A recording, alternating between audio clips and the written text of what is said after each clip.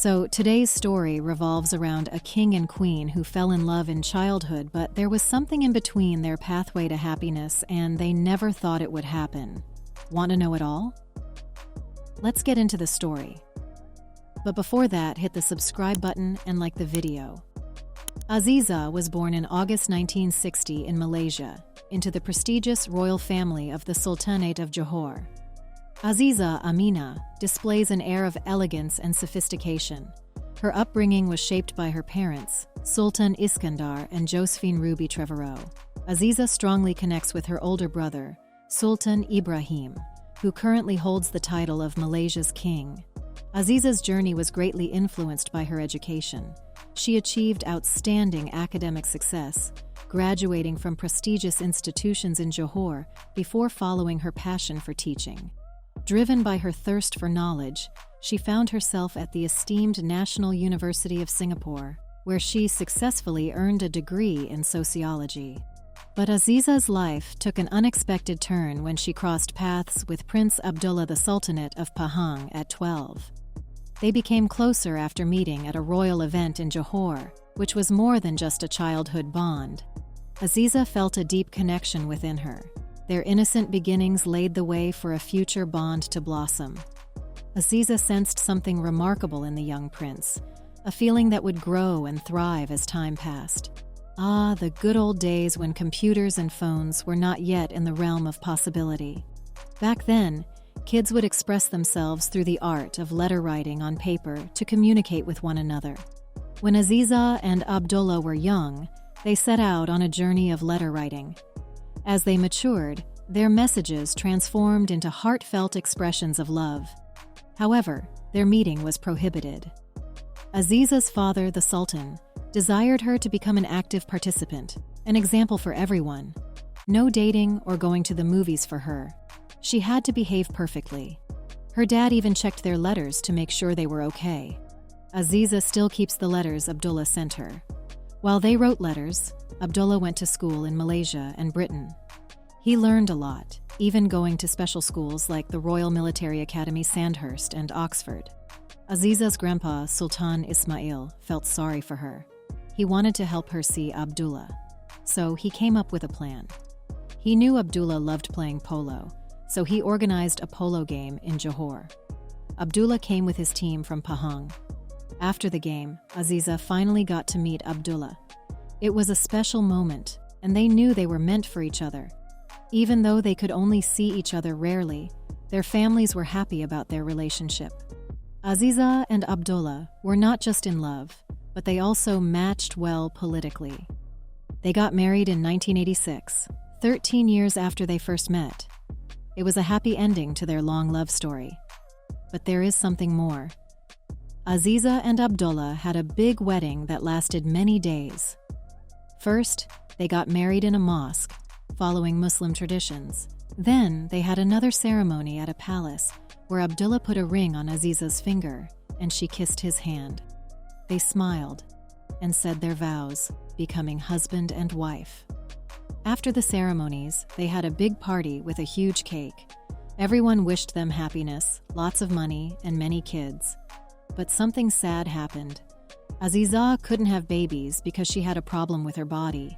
Even though they tried, the doctors said she couldn't become a mother, no matter how hard they tried.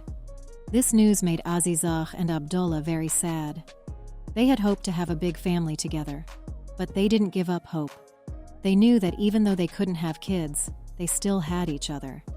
They decided to focus on their love and make the best of their life together, even if it wasn't what they expected. Abdullah was told to leave his wife because she couldn't have kids or to marry another woman who could give him a baby to be king. But he said no to these ideas. Instead, he stood by his wife for almost 5 years, helping her with treatments to try to have a baby. Then, in 1990, something amazing happened.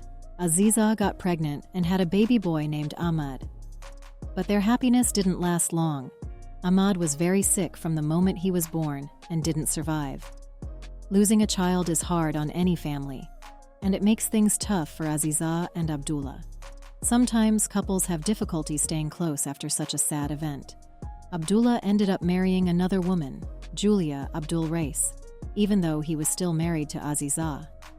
Julia was famous in Malaysia for acting in movies, but she stopped acting after they got married. Soon after, she had 3 daughters. Aziza felt really sad about this but didn't give up hope. In the 1990s, there were new ways to help people have babies, like in vitro fertilization, IVF. Aziza tried this treatment 16 times in different countries, hoping it would work. Even though it was really hard, Aziza kept trying because she really wanted to have a baby. She showed that even when things are tough, you should keep trying and never give up on your dreams. During this time, Aziza had 6 times when she lost the baby before it was born. It felt like all the doctors' hard work didn't help. Aziza remembers coming home after each time without a baby and crying a lot. But on the 17th try of IVF, something good happened. In 1995, Aziza had a baby boy named Hassanal Ibrahim.